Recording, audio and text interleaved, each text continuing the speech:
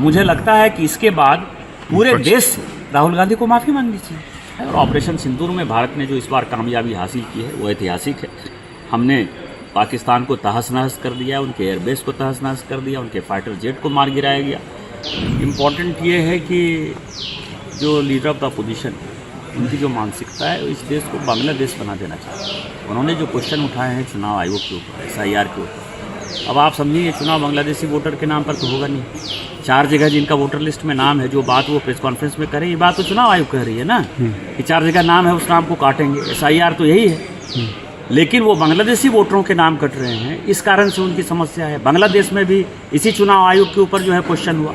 राजीव गांधी जी को ये नहीं पता है, राहुल गांधी जी को ये नहीं पता है कि जब राजीव गांधी जी थे प्रधानमंत्री तो जो चुनाव आयुक्त थे वो उनके घर में बैठते थे, वो PMO में बैठते थे। दूसरा उदाहरण ये है कि 1999 में जब बाल ठाकरे जी का आपने वोट काट दिया, उनको चुनाव लड़ने के लिए अवैध कर दिया 87 के किसी भाषण पर, तो MS गिल जो है चुनाव आयुक्त थे। MS गिल जो है वो क्या हुए, कांग्रेस पार्टी के सदस्य हुए, केंद्र में मंत्री हुए। उसी तरह TN शेषन जो इतना बड़ा नाम हुआ, TN शेषन को कांग्रेस पार्टी के आधार पर आपने चुनाव लड़ाया।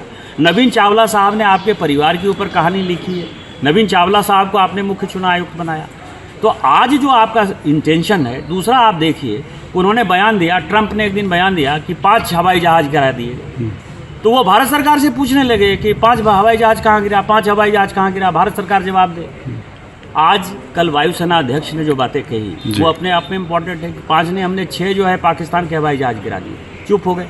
उन्होंने कहा ट्रंप कह रहे हैं बार बार, 35 बार कह दिया उन्होंने कि व्यापार के कारण हमने रुकवा दिया युद्ध को। आज क्या है, माननीय मोदी जी ने कह दिया कि जहाँ तक किसानों का सवाल है, चाहे स्मॉल स्केल इंडस्ट्री का सवाल है, इसके ऊपर कोई समझौता नहीं। रूस से तेल के खरीद का सवाल है, कोई समझौता नहीं होगा, तो अपनी बात हो गई।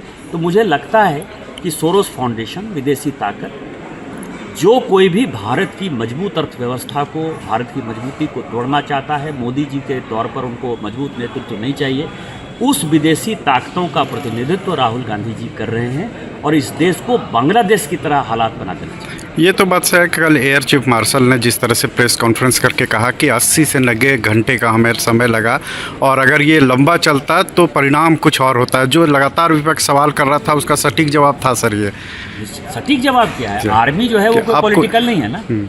उन्होंने तो अपने मन से जो बातें थी वो बातें स्पष्टता के साथ उन्होंने बताई और मुझे लगता है कि इसके बाद पूरे देश से राहुल गांधी को माफ़ी मांगनी चाहिए। तिरंगा यात्रा को लेकर ये आभार है, ये माननीय प्रधानमंत्री जी का मिशन है और ऑपरेशन सिंदूर में भारत ने जो इस बार कामयाबी हासिल की है वो ऐतिहासिक है। हमने पाकिस्तान को तहस नहस कर दिया, उनके एयरबेस को तहस नहस कर दिया, उनके फाइटर जेट को मार गिराया गया और जो आन बान शान है वो तिरंगा, वो हर घर तिरंगा फहरेगा। 1 लाख से ऊपर तिरंगा का झंडा पूरे गोड्डा लोकसभा में हमारे कार्यकर्ता घर घर जाकर देंगे और प्रत्येक घर में आपको तिरंगा नजर आएगा।